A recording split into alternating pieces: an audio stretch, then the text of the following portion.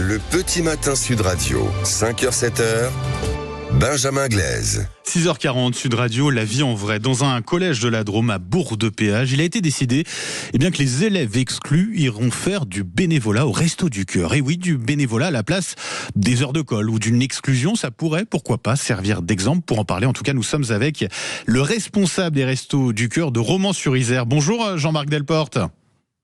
Oui, bonjour. Et soyez le bienvenu sur Sud Radio. C'est une démarche finalement plutôt originale. Racontez-nous comment cette décision a-t-elle été prise ? Voilà, le Collège de l'Europe à Bourg-de-Péage organise régulièrement des collectes au bénéfice des Restos du Cœur. Et à l'occasion d'une de ces collectes, il y a une discussion entre la CPE du collège et un bénévole. Ou est-ce qu'on pourrait faire quelque chose de plus? Et puis ça a débouché sur cette signature de convention qui est prévue par le ministère de l'Éducation nationale.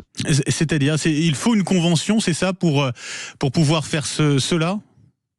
Absolument, oui. Il faut une convention qui encadre complètement le dispositif. Bon, Jean-Marc Delporte, c'est quand même pas une punition de faire du bénévolat au Resto du Cœur. Vous avez réagi comment quand l'établissement vous a proposé comme ça de vous envoyer des élèves plutôt de les sanctionner? Nous avons l'habitude de recevoir des élèves de première ou de troisième qui font volontairement des stages au cours de leur scolarité. Donc nous avons l'habitude de recevoir ces élèves et de les faire participer à nos activités. On le fait là exactement dans le même cadre très positif. Alors dans le cadre de cette démarche, de cette convention que vous avez signée, est-ce que vous avez déjà accueilli vos premiers collégiens ? Non, la signature est faite la semaine dernière. C'est tout récent. Mais peut-être que la semaine prochaine, il y aura une première expérience avec une élève. Qui a été sanctionnée, du coup? Eh bien, je crois, oui, qu'il lui est proposé de venir nous voir pendant 4 heures. Ouais. Mais l'élève vient si il ou elle est d'accord, et si ses parents sont d'accord. D'accord, ça doit être une démarche volontaire finalement de l'enfant et de ses parents. Et de ses parents, absolument.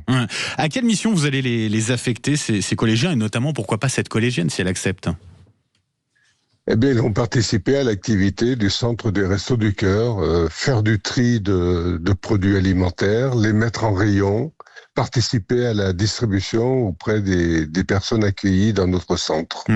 Vous voulez qu'ils retiennent quoi précisément de leur passage chez vous, de cette expérience qu'ils vont le vivre d'une certaine manière? C'est une belle expérience de solidarité envers des personnes qui sont un peu démunies. C'est travailler dans une ambiance agréable avec des bénévoles très impliqués dans ce dispositif d'aide à la personne. C'est une leçon finalement pour eux. C'est une belle leçon positive et leur montrer qu'on peut s'occuper des autres et avoir des actions tournées vers le souci des autres, contrairement à ce qu'on nous fait croire des fois où tout le monde est dans un individualisme forcené. C'est pas ce que l'on constate nous tous les jours au Resto du Cœur. Ce que vous constatez, c'est quoi? Parce que c'est bien aussi de parler des bénévoles, le rôle des bénévoles, puisqu'ils sont essentiels pour des associations comme la vôtre, comme celle des Restos du Cœur. Vous arrivez finalement à en recruter des bénévoles assez facilement tout de même? Le Resto du Cœur a une très belle image de marque. Donc, nous sommes souvent très sollicités et nous ne pouvons pas accepter tous les bénévoles qui se manifestent. D'accord. On essaie de les diriger vers d'autres associations. Oui, parce que c'est important, effectivement. On a beaucoup d'associations qui ont des difficultés, justement, à recruter des bénévoles et c'est tout à votre honneur aussi de les diriger quand il y en a trop chez vous vers ces associations-là. Jean-Marc Delporte, un grand merci d'avoir été avec nous ce matin sur Sud Radio. Je rappelle que vous êtes le responsable donc des Restos du Cœur de Romans-sur-Isère. Merci et passez une belle journée.